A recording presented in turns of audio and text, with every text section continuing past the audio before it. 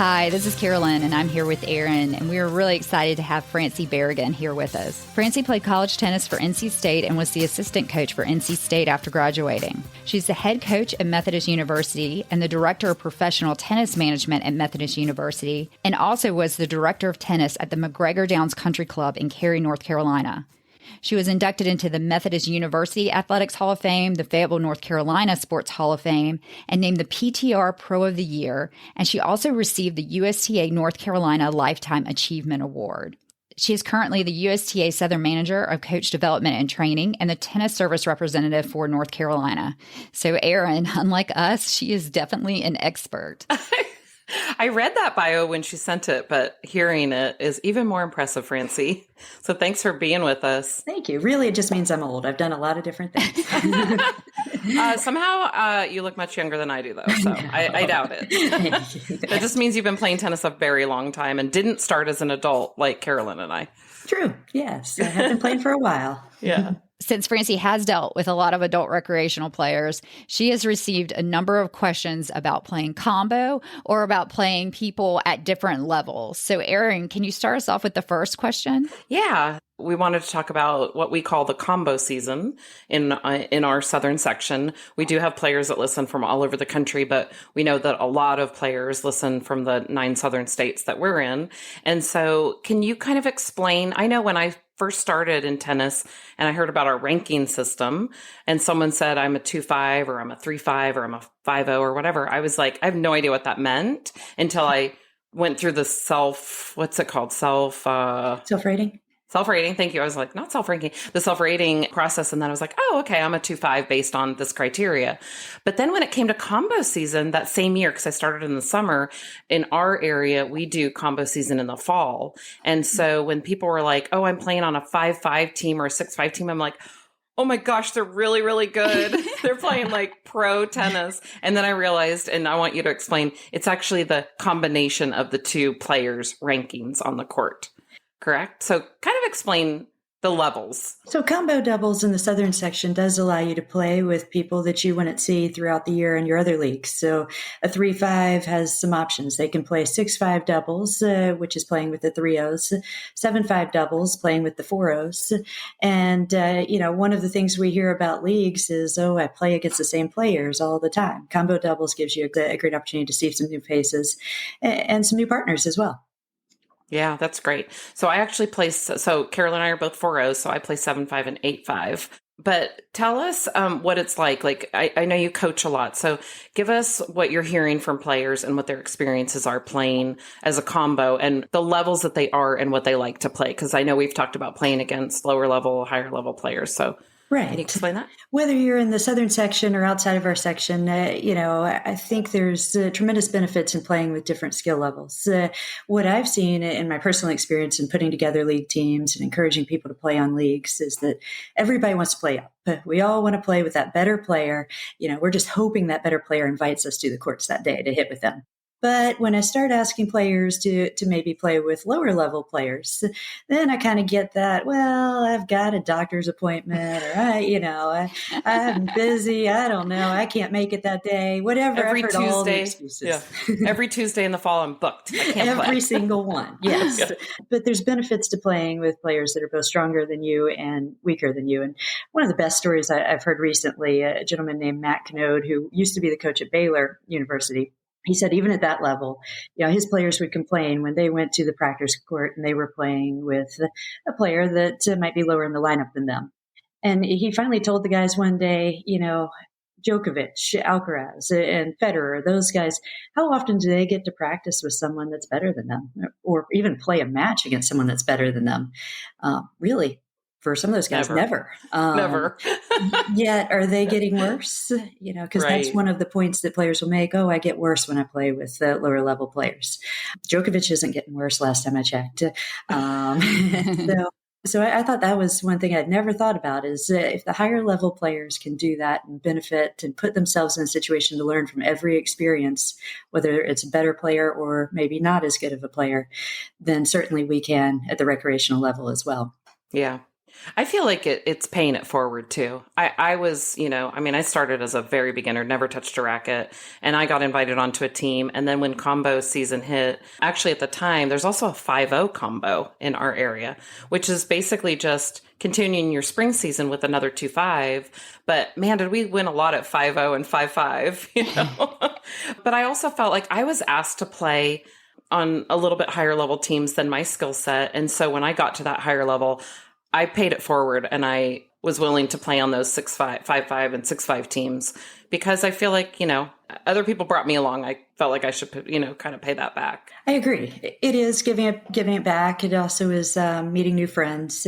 So one thing as a teaching pro that maybe will save your listeners some money is when I teach every clinic, every private lesson, I started out and I asked the players, what do you want to work on today? And half the time I just get a blank stare. They just kind of look at me like, you're the pro, figure it out.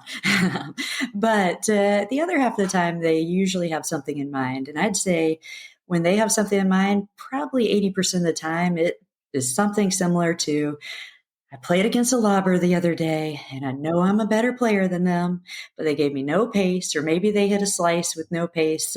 And, I'm the 3-5 and they're a 3-0, but they just drove me crazy because they didn't give me anything to work with. And before I knew it, I had lost the match. And how do I beat those players that aren't giving me the pace I like? And I'm not able to get in a rhythm. And I know I'm a stronger player, but I don't know how to win those matches. And so they come to the pros, they want lessons on it. Well, really, that's good. The pros can give you a lot of good advice, but you can sign up for combo doubles and play against those lower rated players. You can ask the players at your club that might be a lower rated player that hit a lot of lobs. They might hit a lot of off pace slices and angles, and they want to play with you. You're a stronger player, so go up to them, ask to practice with them, ask to play with them. It'll make their day. And you can learn how to beat those players. Yeah. And so when it comes time for league season, you're ready. The strategies that work for you and your game to beat those lobbers or those players that might not give you the pace. And I think that's something that our players often don't think about is taking the initiative to invite those lower rated players to play with them and how honored they'll be, but how you can tremendously benefit from it. I just learned that just now on this pod. I was today years old when I learned that because we always think, like you said, we go to a pro and ask, how do we do that? How do we hit against someone with less pace? But I have not thought about, and I've practiced with a lot of players that are ranked lower than me, but I haven't thought about going out and literally like making a formal invite to practice with them, for me to practice against that kind of pace and for them to practice against mine. Right. That's really good advice. Thank you. Yeah. Yeah. And I always liked playing down because I know I've played 5-5, 6-5, 7-5, and 8-5. I'm hopefully not going to be the worst one on the court. So it always gives me a little bit of like, okay, today I can try different things. Yeah. I agree. That's why it's beneficial to play both up and down and at your skill level. All three are important, and really taking that approach of practicing at all different levels is going to help you in the long run tremendously. Yeah. Do you have any strategies when we're playing people with less pace? It's not easy, is it? No. First of all, I only hit hard and harder, Francie. I know you haven't seen me play, but that's my game, right, Carolyn? Yes. Hard and harder. There's nothing wrong with that, but it takes a lot of effort to generate your own pace. It's easier to use others' pace. Yes, it takes a lot of effort. It takes a lot of footwork. Have to make sure you're balanced. You're using your legs. You're using your core to generate that pace. Have to add the spin too, because the spin will give you that consistency. But I think the toughest thing when you're playing with someone that doesn't give you the pace you like is gives you more time to think. And as we all know as tennis players, sometimes it's not great when we're thinking out there. And so when someone hits the ball hard, we don't have to think. We're just using their pace against them. But suddenly when we're given all that time, the key is to come up with your plan before the point starts and to stick with that plan, because you're going to be tempted to change. I know that I planned on taking this ball out of the air, but this would be a great opportunity to hit the perfect drop shot, when actually you're 5 feet behind the baseline and it's not the perfect opportunity. But your mind will play tricks with you if you have too much time on the tennis court. Right. So most importantly, if you take anything from this, is if you're playing against maybe a lower rated player that doesn't give you the pace you're used to, is come up with that plan in advance and stick to it, and try not to make those last minute changes of your mind, because that's when the errors happen. Yeah. If they're a lobber, the worst thing we can do is just try to blast the first ball for a winner, especially if you're 10 feet behind the baseline. We want to. I mean, we see that sitter coming and we want to just blast it. But that's probably not the best way to set up the point. So what we're going to do is we're going to, first of all, use our strength. So, if it is, Aaron, I think you said oops. So that means you like to hit the ball hard. I did. I said, are you speaking not directly to you, but if you like to hit it hard, use your strengths, like I said earlier, but go for a bigger margin for error. Maybe you aim for the single sideline because you do have to set up your point. Once you've worked that point, you've got your opponent in a defensive position, then look to move forward and hopefully put yourself in that winning position at the net. But if they're really lobbing and you can't attack, they're pushing you way behind the baseline, the best strategy is to hit a few high, deep balls back. It might be heavy topspin balls. It might just be a true lob. Push them back as well. Once you push them back, you've got the open court to potentially hit angles, maybe even drop shots. You have time to take balls out of the air. But this is important. If you're going to hit lobs and take balls out of the air, you've got to communicate to your partner in advance and tell them, when we get in this lobbing rally, I need you to anticipate that a lob's coming back and cover your side. So when you're looking to take that ball out of the air, you would basically form a wall on the service line with your partner. You have to cover the lob. And then if that still isn't working, you can potentially draw them into the net. If they're one of those baseliners that never misses and just isn't giving you the pace, then maybe off the return serve, we use like an angle slice or just a shorter ball to pull them in. And then you can hit the ball hard. You have a target. You can drive it up the middle. You can do whatever you need to do to win the point once they're up there.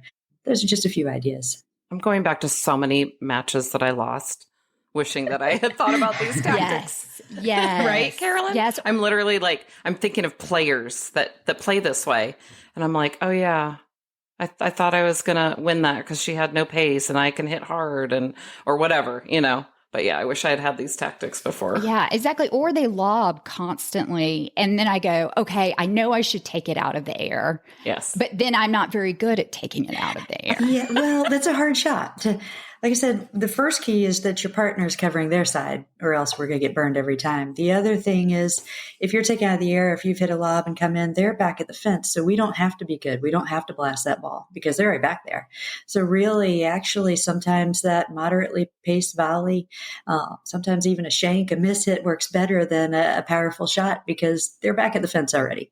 So it doesn't have to be as good as we think in our minds that we have to make it. And then one more tactic, we talked about potentially having to hit some lobs back before we get the ball we want. I've found that if I lob over their net player's head, no one likes running for that ball. And then their net player is going to be just getting bored, switching and never getting to hit the shot either. So that can frustrate them. And if you can frustrate a lobber, then you deserve to win. Then that match is yours if you have frustrated the lobber. Carolyn and I have a friend that she loves to get into a lob rally. She just will do it all day, where I'm not that player. But I remember playing with her one time and she was hitting, and you can kind of almost talk to your partner when that's happening because you're waiting for a lob to come back, you're hitting another lob, you're waiting. And we had this conversation and she literally looked at me and she said, I can do this all day. I have 3 daughters. She said, I have the most amount of patience of anyone That's I know. hilarious. So every time I get that, I think of that. I think it's so funny. That's one way to get in your opponent's minds. Thanks very much to Francie for coming on the podcast. We have one more episode with Francie where she'll discuss some tactics for playing against higher level players, what to do if your opponents are only hitting it to the lower rated player, and the craziest situation that ever happened to her on the court, and it involves Yellow Jackets. We hope you check out our website, which is secondservepodcast.com. Thanks so much for listening and hope to see you on the court soon.